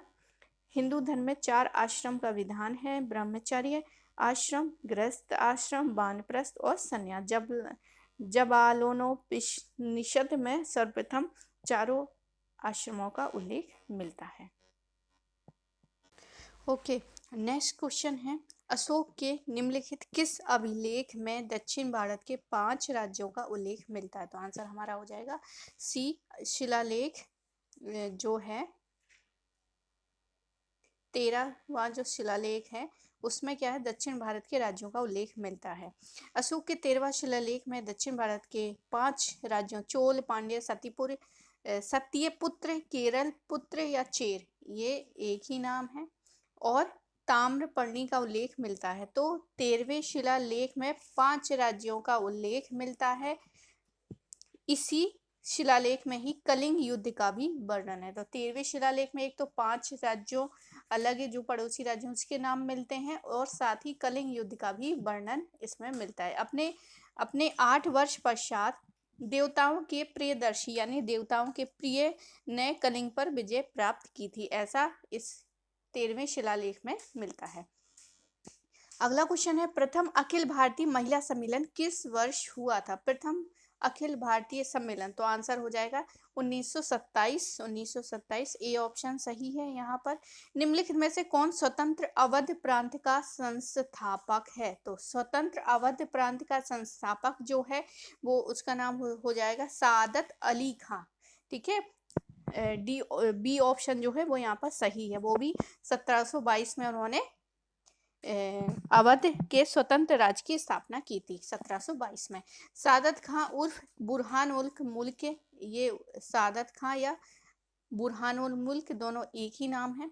अवध की राजधानी फैजाबाद थी। सादत खां मुगल दरबार में ईरानी गुट का नेता था और यह मोहम्मद शाह रंगीला एवं फर्रुख सियार की सेवा में रह चुका था, और 1720 में बयाना का फौजदार तथा 1720 और 22 में आगरा का सूबेदारी प्रदान की थी, और 1720 में इसे बुरहान मुल्क की उपाधि भी मिली थी। अगला क्वेश्चन है, प्रसिद्ध चित्रकार मंसूर किस शासक का दरबारी था? तो आंसर बिल्कुल जहांगीर हो जाएगा। सी ऑप्शन सही है। उस्ताद मंसूर जो कि पशु पक्षी का चित्र बहुत अच्छा बनाते थे, जहांगीर के समय क्या है सर्वश्रेष्ठ चित्रकार था। यह प्राकृतिक दृश्यों व पशु पक्षी के चित्रों में माहिर था, मतलब एक्सपर्ट था। जहांगीर ने इसे नादिर उल अस्त्र की उपाधि प्रदान की थी। उसकी महत्वपूर्ण कृतियों में साइबेरिया का बिरला सारस और बंगाल का एक अनोखा पुष्प उल्लेखनीय है। उसकी प्रसिद्ध कृति जो है लाल फूलों की बहार है। तो उसकी जो प्रसिद्ध कृति पूछा जाए, लाल फूलों की बहार किस चित्रकार ने बनाया था? तो उस्ताद मंसूर। अगला क्वेश्चन देखते हैं, मनसबदारी व्यवस्था में मनसब का निम्नलिखित में से क्या तात्पर्य है? तो मनसब का तात्पर्य यहाँ एक पद से है। ठीक है, तो पद से है। मनसब फारसी शब्द है जिसका अर्थ होता है पद। ठीक है, यानी पोस्ट। इसके 2 भाग है, जात एवं सवार। जात से तात्पर्य व्यक्तिगत पद यानी सेना से है, जबकि सवाह का तात्पर्य घुड़सवारी की संख्या से था। मनसबदार शब्द पदाधिकारी के लिए प्रयुक्त मतलब उपयोग हुआ करता था। उस इस पूरी व्यवस्था को मनसबदारी व्यवस्था कहा जाता है। मुगल काल में मनसबदारी व्यवस्था का प्रारंभ किसके समय? अकबर के समय हुआ। मनसबदारी प्रथा की उत्पत्ति कहाँ हुई है? मध्य एशिया में। अगला क्वेश्चन है, निम्नलिखित में से कौन एक ग्रंथ वैदिक कालीन रत्नियों की सूची का उल्लेख करता है? तो आंसर बिल्कुल शतपथ ब्राह्मण जो है रत्नियों की सूची का उल्लेख करता है। रत्निन यानी राज्य के उच्च पदाधिकारी थे जो कुलीन वर्ग से संबंधित थे। इन्हें क्या कहा जाता था? रत्निन। इसलिए भी कहा जाता था क्योंकि ये कान में रत्न धारण करते थे। शतपथ ब्राह्मण में सर्वाधिक रत्नियों का उल्लेख मिलता है, जिसमें सेनानी, पुरोहित, युवराज, महिषी, सूत, ग्रामणी, छत्ता, संग्रहिता, भागदुहा और अक्षवाप और पालागल, ये सारे नाम हमें मिलते हैं। अगला है, शारदा बिल निम्नलिखित में से किससे संबंधित है? तो बिल्कुल ये विवाह की आयु से संबंधित है। ए ऑप्शन बिल्कुल सही हो जाएगा। अजमेर के प्रसिद्ध शिक्षा शास्त्री डॉक्टर हरविलास शारदा के प्रयत्नों से शारदा एक्ट 1929 पारित हुआ। इस एक्ट में 18 वर्ष की कम आयु की लड़के तथा 14 वर्ष से कम उम्र की लड़की के विवाह पर रोक लगाकर बाल विवाह को अवैध घोषित कर दिया गया था। अगला क्वेश्चन है, निम्नलिखित मजदूरों में से निम्नलिखित राजदूतों में से किसने भागवत उपाधि धारण की थी? तो भागवत की उपाधि जो है हेलियोडोरस जो है वो यहाँ पर सही आंसर हो जाएगा। हेलियोडोरस, बी ऑप्शन सही है। इन्होंने ही भागवत धर्म से संबंधित प्रथम प्रस्तर स्मारक विदिशा यानी बेस नगर में गरुड़ स्तंभ लगवाया था। इससे पता चलता है तक्षशिला के पवन राजदूत जो है हेलियोडोरस ने भागवत धर्म ग्रहण किया तथा इस स्तंभ की स्थापना करवाकर उसकी पूजा की थी। इस पर उत्कीर्ण लेख में हेलियोडोरस को भागवत तथा वासुदेव को देवस अर्थात देवताओं का देवता कहा गया है। अगला क्वेश्चन है, बागौर प्रथम काल का संबंध किस संस्कृति से है? तो आंसर हमारा मध्य पाषाण संस्कृति से है। बागौर पूर्वी राजस्थान के अभी तक ज्ञात मध्य पाषाणिक पुरा स्थलों में से महत्वपूर्ण है, जो बनास नदी की सहायक कोठारी नदी के बाएं तट पर भीलवाड़ा के पश्चिम में 25 किलोमीटर की दूरी पर भीलवाड़ा में स्थित है। बागौर के लगभग 7 मीटर ऊंचे वायुजनित निक्षेप से निर्मित रेतीले टीले को स्थानीय लोग महासती कहते हैं। बागौर के प्रथम काल का संबंध मध्य पाषाण काल से संबंधित है। बागौर के द्वितीय काल का संबंध लौह काल से है। अगला क्वेश्चन है, आगरा के किले की मोती मस्जिद का निर्माण किसने करवाया था? तो आंसर बिल्कुल शाहजहां हो जाएगा। शाहजहां ने करवाया था मोती मस्जिद का। आगरा के किले में स्थित मोती मस्जिद का निर्माण शाहजहां ने करवाया था। इसका निर्माण शाहजहां ने 3 लाख रुपए में करवाया था। इसकी पश्चिमी और पूर्वी दीवारें 234 फीट लंबी हैं, 234 फीट लंबी हैं और उत्तरी व दक्षिणी दीवारें 187 फीट है। इसके बाएं भाग में लाल पत्थरों का प्रयोग हुआ है। मस्जिद के भीतरी भाग को सुंदर एवं सुसज्जित बनाने के लिए संगमरमर का प्रयोग किया गया है। इसके वर्गाकार सहन में सफेद पत्थरों के टुकड़ों का प्रयोग किया गया है। अगला क्वेश्चन है, इब्न बतूता के अनुसार दीनार नामक स्वर्ण मुद्राओं का प्रचलन किसने करवाया था? तो यहाँ पर आंसर हो जाएगा मोहम्मद बिन तुगलक। डी ऑप्शन यहाँ पर सही है। इल्तुतमिश के बाद मोहम्मद बिन तुगलक दिल्ली सल्तनत का दूसरा शासक था जिसने मुद्रा व्यवस्था में उल्लेखनीय परिवर्तन करवाया यानी चेंज करवाया। उसने 2 फानी नामक एक नया सिक्का तथा दीनार स्वर्ण मुद्रा चलवाया। उसने चांदी का 140 ग्रेन का टंका या अदली चलवाया। उसने सिक्कों पर कलमा खुदवाना बंद कर दिया। उसने सोने के सिक्के में सोने की मात्रा 175 ग्रेन से बढ़ाकर 200 ग्रेन तक कर दी गई थी। अगला क्वेश्चन है, निम्नलिखित में से किस नदी के तट पर महावीर स्वामी को कैवल्य प्राप्त हुआ था? तो आंसर बिल्कुल ऋजुपालिका नदी जो है वो बिल्कुल सही है। महावीर का जन्म 599 ईसा पूर्व के मध्य वैशाली के निकट कुंड ग्राम में हुआ था। इनके पिता सिद्धार्थ ज्ञातज्ञ क्षत्रियों के संघ के प्रधान थे तथा उनकी माता त्रिशला उनका अथवा विदेह दत्ता वैशाली की लिच्छवी कुल की प्रमुख चेटक की बहन थी। महावीर 30 वर्ष की अवस्था में गृह त्याग दिया और 12 वर्ष तक कठोर तपस्या तथा साधना के पश्चात जाम्भिक ग्राम के समय ऋजु पालिका नदी के तट पर एक साल वृक्ष के नीचे उन्हें केवल यानी ज्ञान की प्राप्ति हुई। ज्ञान प्राप्ति के पश्चात वे केवलिन जिन विजेता यानी अरिहत यानी योग्य तथा निर्ग्रंथ बंधन रहित कहे गए। अगला है सल्तनत काल में दीवान ए वक्फ विभाग संबंधित था। तो वे कागजात की देखभाल करने के लिए ए ऑप्शन सही है। सत्यनामियों का विद्रोह किसके शासन में हुआ था? तो आंसर बिल्कुल औरंगजेब के समय में हुआ था। औरंगजेब के समय हुए विद्रोहियों में सत्यनामियों का विद्रोह भी काफी शक्तिशाली था। सत्यनामी वैरागियों का एक पथ था जिसकी स्थापना बीजे सर के एक योगी वीरभान ने 1543 ईस्वी में नारनौल के निकट की थी। सत्यनामियों का निवास नारनौल मेवाड़ जिलों के आसपास था। ये वे एकेश्वरवाद में विश्वास करते थे और 1672 में लगभग सत्यनामियों ने विद्रोह किया था। औरंगजेब ने विशाल सेना भेजकर विद्रोह का क्रूरतापूर्वक दमन किया था। राजा बिशन सिंह व हमीद खां आदि के प्रयासों से हजारों सत्यनामी मारे गए थे।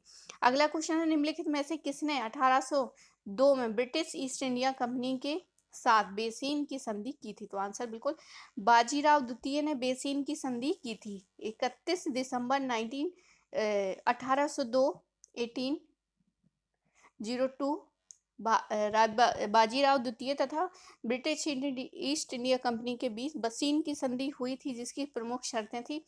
पेशवा ने अंग्रेजी संरक्षण को स्वीकार किया तथा अंग्रेजी सेना पूना में रखना स्वीकार किया। दूसरा, पेशवा ने सूरत नगर कंपनी को दे दिया। तीसरा, पेशवा किसी अंग्रेजी शत्रु को किसी भी तरह संरक्षण नहीं देगा। पेशवा जब निजाम से चौथ का अधिकार छोड़ देगा, पेशवा अपनी विदेश नीति का नियंत्रण अंग्रेजों के हाथों में सौंप देगा। अगला क्वेश्चन है अशोक के किस अभिलेख पर मोर का उत्कीर्ण किया गया है? तो आंसर लौरिया नंदनगढ़ स्तंभ में जो है उसमें मोर का अंकन किया गया है। निम्नलिखित गुप्त शासकों में से सर्वप्रथम किसने रजत मुद्राएं जारी की थी? तो चांदी की जो है रजत मुद्राएं किसने जारी की थी? तो आंसर हो जाएगा चंद्रगुप्त द्वितीय ने। चंद्रगुप्त द्वितीय विक्रमादित्य गुप्त वंश का एक महान शासक था। उसके नाम देवगुप्त व देवराज भी मिलता है, ये हमने पहले देख लिया। चंद्रगुप्त द्वितीय ने के अंतिम शासक रुद्र सिंह तृतीय को 409 ईस्वी में पराजित किया था। इसी विजय के उपलक्ष्य में व्यग्र शैली के चांदी के सिक्के चलवाए थे। किसने? चंद्रगुप्त द्वितीय विक्रमादित्य ने। गुप्त काल में स्वर्ण सिक्कों को दीनार तथा चांदी के सिक्के को रुपया कहा जाता था।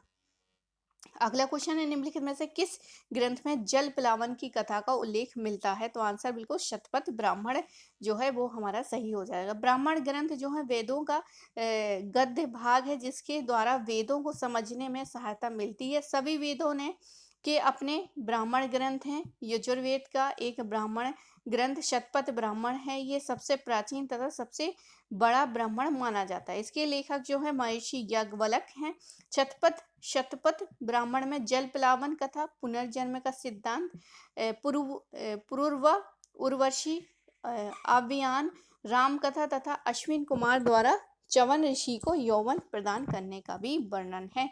तो यहाँ पर इम्पोर्टेंट अश्विन द्वारा क्या है च्यवन ऋषि को यौवन प्रदान करने की कथा पूछी जाए तो शतपथ ब्राह्मण, पूर्व और उर्वशी का जो है वो भी शतपथ ब्राह्मण, पुनर्जन्म का सिद्धांत शतपथ ब्राह्मण और जल प्लावन वाली जो कथा है वो भी शतपथ ब्राह्मण। अगला क्वेश्चन है इब्न बतूता को किसने दिल्ली का काजी और चीन का राजदूत नियुक्त किया था? तो आंसर हमारा हो जाएगा मोहम्मद बिन तुगलक। सी ऑप्शन हो जाएगा। इब्न बतूता का मूल नाम जो है शेख फतेह अब्दुल्लाह था जो मोरक्को अफ्रीकी मूल निवासी था। 1333 ईस्वी में मोहम्मद बिन तुगलक के कार्यकाल में भारत आया था और 14 वर्षों तक भारत रहा। मोहम्मद ने उसे दिल्ली का काजी नियुक्त किया जो 8 वर्षों तक इस पद पर रहा। 1442 में मोहम्मद तुगलक ने अपना दूत बनाकर चीन भेजा, परंतु रास्ते में जहाज खराब हो जाने के कारण वह बीच रास्ते से ही लौट आया था। अगला क्वेश्चन है, हुमायूं नामा को किसने लिखा था? तो गुलबदन बेगम जी ने लिखा था। मुगल बादशाह अकबर के आग्रह पर बाबर की पुत्री थी ये भी पूछा जाता है कि बाबर की पुत्री का नाम क्या है? तो गुलबदन बेगम या गुलबदन बेगम बाबर से किस प्रकार संबंधित थी? तो ये बाबर की बेटी थी और हुमायूं नामा की इन्होंने रचना की थी। इस ग्रंथ में अधिकांश में गुलबदन बेगम ने हुमायूं के जीवन की सफलताओं, विजय पराजय का और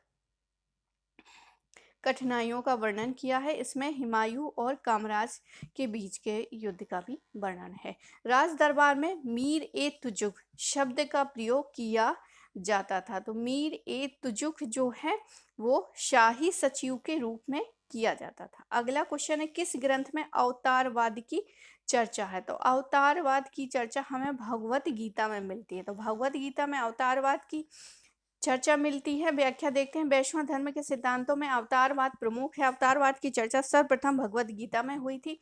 अवतार का सामान्य अर्थ है ऊपर से नीचे आना, शरीर धारण करना, जन्म ग्रहण करना, प्रादुर्भाव, अवतारण, अवतरण और अंश दो भाव। पारिभाषिक रूप में अवतार शब्द भगवान विष्णु अथवा देवताओं के अवतरण के लिए प्रयुक्त होता है। उभरकोश एवं गीत गोविंद में विष्णु के 39 अवतारों का उल्लेख है, लेकिन हिंदू धर्म में 10 अवतारों की मान्यता है।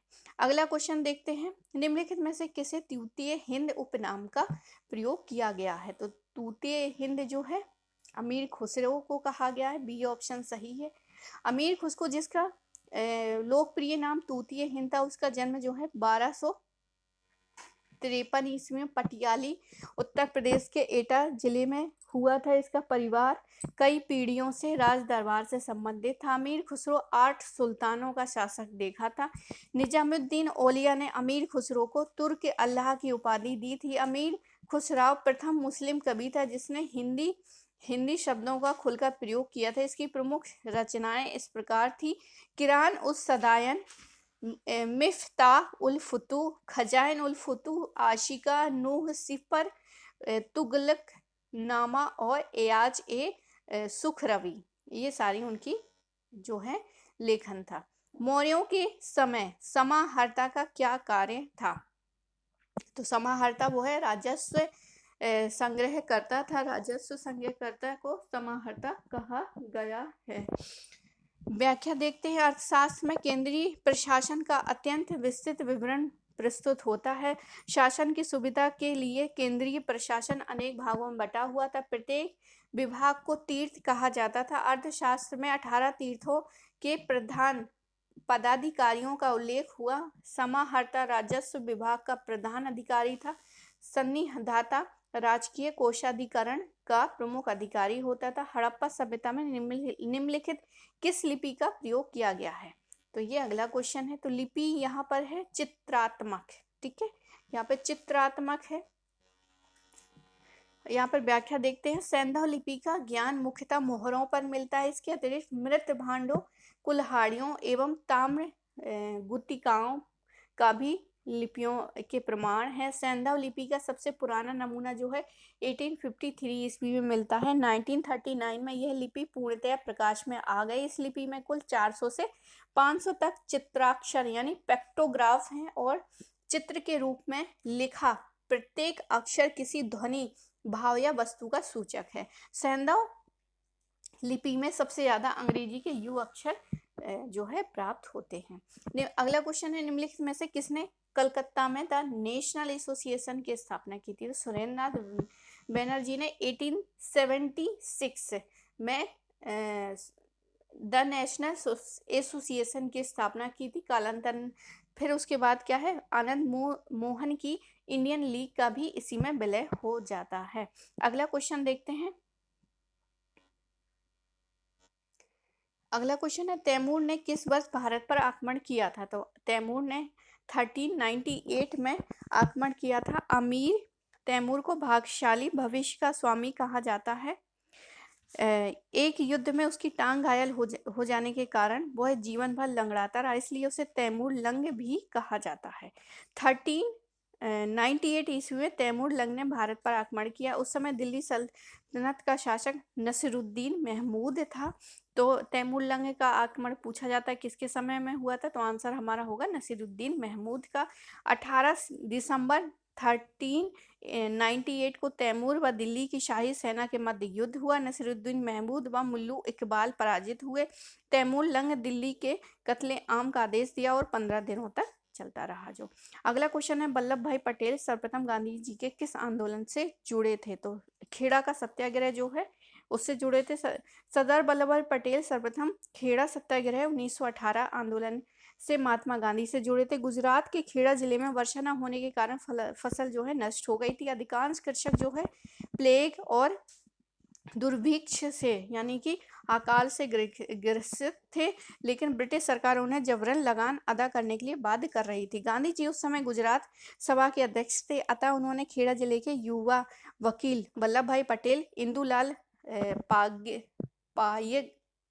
पागिक एवं अन्य युवाओं के साथ गांव की यात्रा की और लोगों में अन्याय के विरुद्ध उत्साह का संचार किया। इसी समय सरकार ने आदेश दे दिया कि लगान उन्हीं से वसूला जाए जो देने योग्य हों। अगला क्वेश्चन है, निम्नलिखित भारतीय शासकों में कौन सर्वप्रथम सहायक संधि में सम्मिलित हुआ, तो सर्वप्रथम हुआ था अवध का नवाब। ए ऑप्शन सही हो जाएगा। अगला है, स्कंदगुप्त के शासनकाल में सौराष्ट्र का प्रांतपति निम्नलिखित में से कौन था, तो सौराष्ट्र का प्रांतपति था पर्णदत्त। पर्णदत्त यहाँ पर सही आंसर हो जाएगा, बी ऑप्शन। जूनागढ़ अभिलेख स्कंदगुप्त का सर्वाधिक महत्वपूर्ण लेख है, जो सौराष्ट्र गुजरात के जूनागढ़ से प्राप्त होता है। इससे ज्ञात होता है कि स्कंदगुप्त ने हूणों को परास्त कर सौराष्ट्र प्रांत में पर्णदत्त को अपना राज्यपाल गोप्ता नियुक्त किया था। इस लेख में सुव्यवस्थित शासन एवं गिरनार के पुरपति चक्रपालित द्वारा सुदर्शन झील के बांध के पुनर्निर्माण का विवरण सुरक्षित है।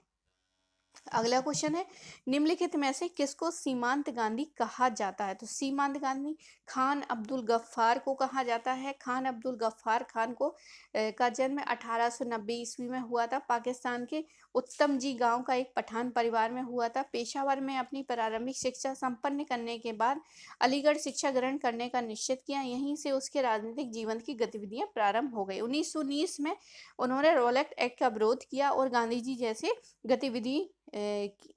गतिविधियों के कारण उन्हें सीमांत गांधी की उपाधि से विभूषित किया और 1987 में भारत सरकार ने उन्हें भारत रत्न पुरस्कार दिया। भारत रत्न पुरस्कार पाने वाले प्रथम विदेशी व्यक्ति थे। अगला क्वेश्चन है, निम्नलिखित में से कौन गुप्त शासक ने अश्वमेध यज्ञ जो है संपादित करवाया था, तो आंसर हो जाएगा कुमार गुप्त प्रथम ने। उनके सिक्कों से पता चलता है कि उसने अश्वमेध यज्ञ का अनुष्ठान किया था। अश्वमेध यज्ञ जो है प्रकार के सिक्कों के मुख पर यज्ञ यूप में बंधे हुए घोड़े की आकृति तथा पृष्ठभाग पर श्री अश्वमेध महेंद्र मुद्रा लेख अंकित है। अगला क्वेश्चन है, किस सुल्तान ने जौनपुर शहर की नींव रखी थी, जौनपुर शहर की नींव रखने वाले फिरोज तुगलक। बी ऑप्शन सही हो जाएगा।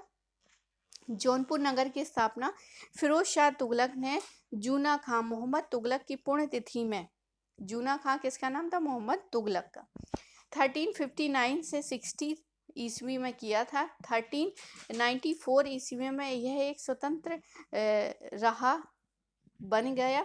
जौनपुर राज्य लगभग एक शताब्दी तक स्वतंत्र रहा। तत्पश्चात सुल्तान सिकंदर लोदी ने इसे विजित कर अपने राज्य में मिला लिया और शर्की के काल में यह कला एवं साहित्य का उच्च केंद्र बन गया। इसे पूर्व का सिराज भी कहा जाता है। अगला क्वेश्चन है, मौर्यों के समय कंटक शोधक न्यायालय का न्यायाधीश किस नाम से जाना जाता था, तो आंसर होगा प्रदिष्ठा। डी आंसर सही है यहाँ पर। मौर्यों के एक तंत्रात्मक शासन में सर्वोच्च न्यायाधीश होता था।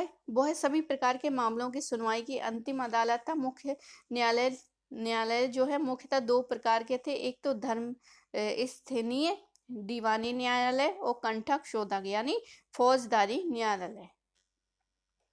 प्रादिष्ट जो है फौजदारी न्यायालय का न्यायाधीश होता था, जबकि व्यवहारिक जो है दीवानी न्यायालय का न्यायाधीश होता था।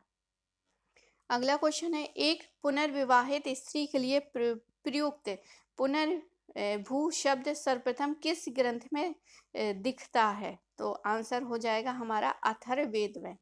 ठीक है, अथर्ववेद। ये नया क्वेश्चन है। एक पुनर्विवाहित स्त्री के लिए प्रयुक्त पुनर्भू शब्द जो है सर्वप्रथम अथर्ववेद में मिलता है।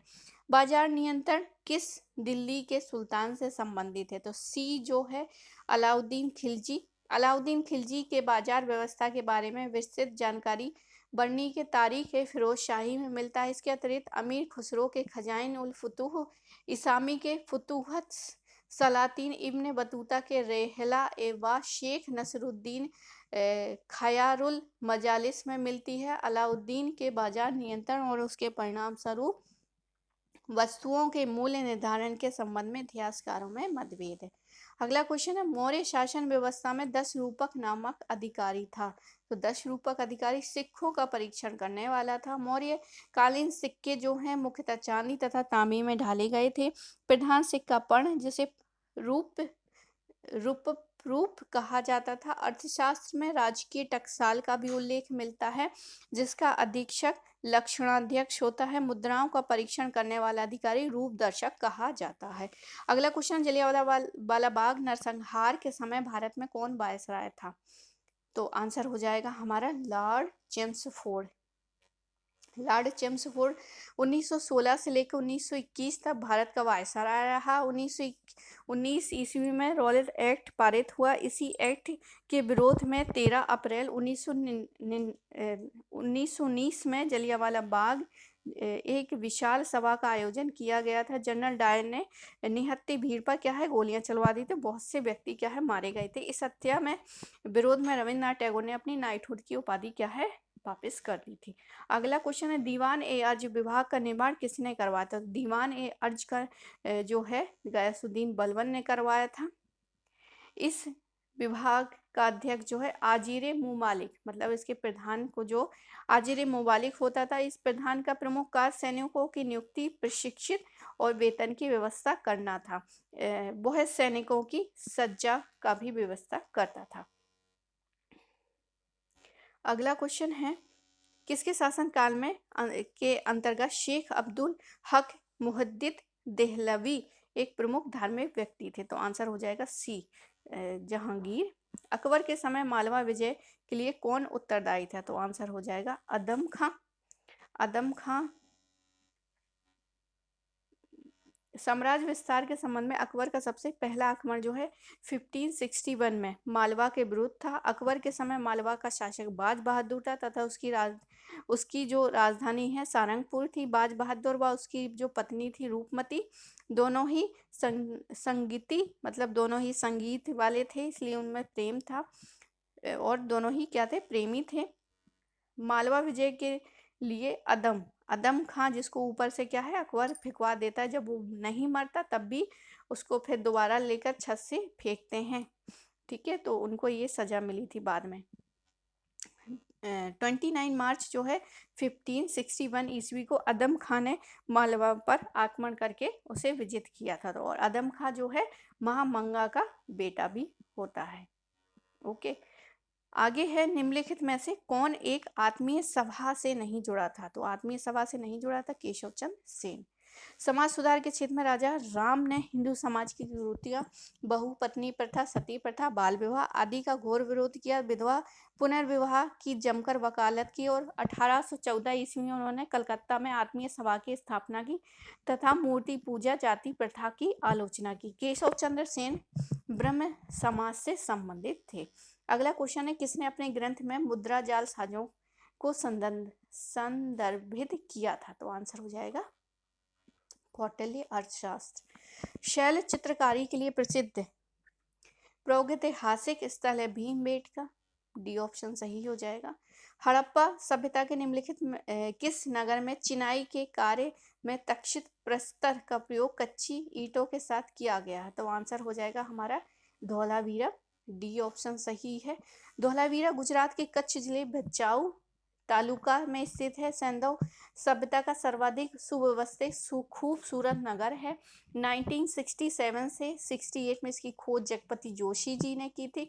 1990 और 91 में आर एस बिष्ट ने इसका उत्खनन करवाया था। यहाँ चिनाई के कार्य में तक्षित प्रयोग कच्ची ईंटों के साथ किया जाता था। अगला क्वेश्चन है 120 क्वेश्चन है, ठीक है, इसलिए वीडियो बहुत बड़ा बन गया है। आगे देखते हैं, 4 ही क्वेश्चन आई होप बचे होंगे।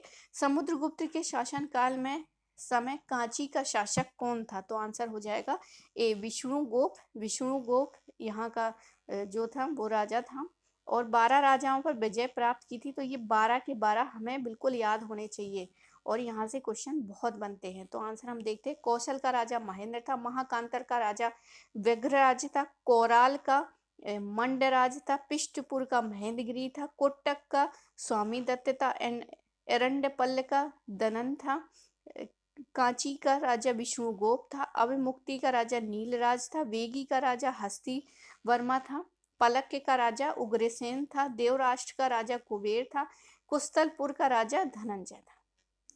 आगे, शेरशाह के शासन के समय किस विभाग का अध्यक्ष राज्य की आय और व्यय की देखभाल करता था? तो आंसर हो जाएगा हमारा ये दीवान ए वजारत। शेरशाह के शासन के समय दीवान ए वजारत केंद्रीय सरकार का सबसे महत्वपूर्ण विभाग था। इसका प्रधान वजीर होता था। इसका मुख्य कार्य राज्य की आय व्यय देखना था।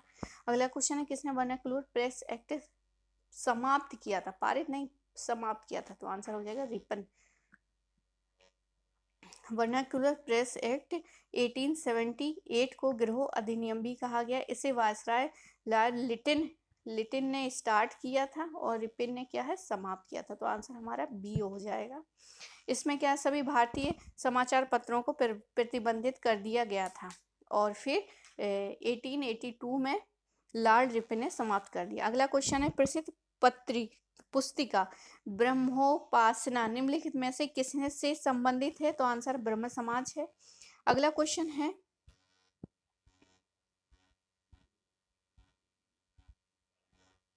तो 125 क्वेश्चन है, यहाँ पर देख लेते हैं। 120वां क्वेश्चन है ये। अगला क्वेश्चन है, भू राजस्व के निर्धारण के लिए निम्नलिखित किस चोल शासक ने अपने राज्य में भूमि सर्वेक्षण को प्रारंभ करवाया था? तो आंसर हो जाएगा राजा प्रथम ने करवाया था। व्याख्या देखते हैं, चोल राज्य की आय का प्रमुख साधन भूमि कर था। भूमि कर ग्राम सभाएं एकत्र करके सरकारी खजाने में जमा करती थी। चोल शासकों ने समस्त भूमि की पैमाइश करा के उत्पादकता के आधार पर कर का निर्धारण किया था। राजा प्रथम और कुलोत्तुंग प्रथम के समय क्रमशः 1 या 2 बार भूमि की माप कराई गई थी। अगला क्वेश्चन है, भारत और पाकिस्तान के स्वाधीनता होने की घोषणा किस दिन की गई थी? तो 3 जून 1947 को की गई थी। लॉर्ड माउंटबेटन के आते ही सत्ता हस्तांतरण के लिए विभिन्न नेताओं में बातचीत प्रारंभ हो गई थी। सभी नेताओं को राजी कर माउंटबेटन लंदन गए और ब्रिटिश सरकार की सहमति पाकर वे भारत वापस आए और 3 जून 1947 को भारत विभाजन योजना यानी माउंटबेटन योजना प्रस्तुत की। इसी योजना के तहत अखंड भारत का विभाजन भारत एवं पाकिस्तान में कर दिया गया। 15 अगस्त 1947 में भारत के 2 टुकड़े हो गए। 14 अगस्त 1947 को पाकिस्तान अधिराज्य और 15 अगस्त 1947 को भारतीय अधिराज्य की स्थापना हुई थी। अगला क्वेश्चन है, बौद्ध मान्यता के अनुसार निम्नलिखित किस देवता ने 3 बार बुद्ध से प्रार्थना की कि वे अपने ज्ञान के प्रकाश को आगे आकर चारों ओर फैलाए? तो हो जाएगा ब्रह्म। ए ऑप्शन यहाँ पर सही है। मुगल काल में जब्त क्या है? तो जब्त जो होगा जमीन के पैमाइश कहलाती थी। जब्त शब्दावली का अर्थ है जमीन के पैमाइश। निम्नलिखित में से कौन चोल शासक युद्ध भूमि में राजा घोषित हुआ था? तो युद्ध भूमि में राजा राजेंद्र द्वितीय घोषित हुआ था। यहाँ व्याख्या देख लेते हैं। पश्चिमी चालुक्य शासक सोमेश्वर तथा चोल शासक अधिराजा प्रथम के कोप्पम का युद्ध हुआ और 1000 52 से लेके 53 इस युद्ध में लड़ता हुआ अधिराज प्रथम मारा गया, लेकिन उसके भाई राजेंद्र द्वितीय ने सोमेश्वर की सेना को बुरी तरह क्या है पराजित कर दिया। राजेंद्र द्वितीय ने युद्ध क्षेत्र में अपना राज्याभिषेक करवाया। वह कोल्हापुर तक बढ़ा और अपनी विजय स्तंभ स्थापित करने के बाद अपनी राजधानी वापस लौट गया। अगला क्वेश्चन है 1864 में किसने साइंटिफिक सोसाइटी की स्थापना की थी? तो आंसर हो जाएगा सर सैयद अहमद खां। डी ऑप्शन बिल्कुल सही है। व्याख्या देख लेते हैं। सर सैयद अहमद खां का जन्म 1817 ईस्वी में दिल्ली में हुआ था। शिक्षा प्राप्त करने के बाद 1839 में उन्होंने सरकारी नौकरी कर ली। ये अलीगढ़ आंदोलन के प्रवर्तक थे। उन्होंने मुस्लिम समुदाय के लिए अनेक कार्य किए, जिसका उलेमाओं तथा कट्टरपंथी मुसलमानों ने खुलकर विरोध किया और 1870 में तहजीब उल अठालाक नामक पत्रिका फारसी भाषा में निकाली तथा 1864 में साइंटिफिक सोसाइटी की स्थापना की और 1875 में मोहम्मडन एंग्लो ओरिएंटल कॉलेज की स्थापना की थी। तो आई होप आपको ये वीडियो पसंद आया होगा। पसंद आया तो प्लीज़ लाइक कीजिए, सब्सक्राइब कीजिए और मिलते हैं अगले वीडियो में। जब तक के लिए आप सभी का बहुत बहुत धन्यवाद।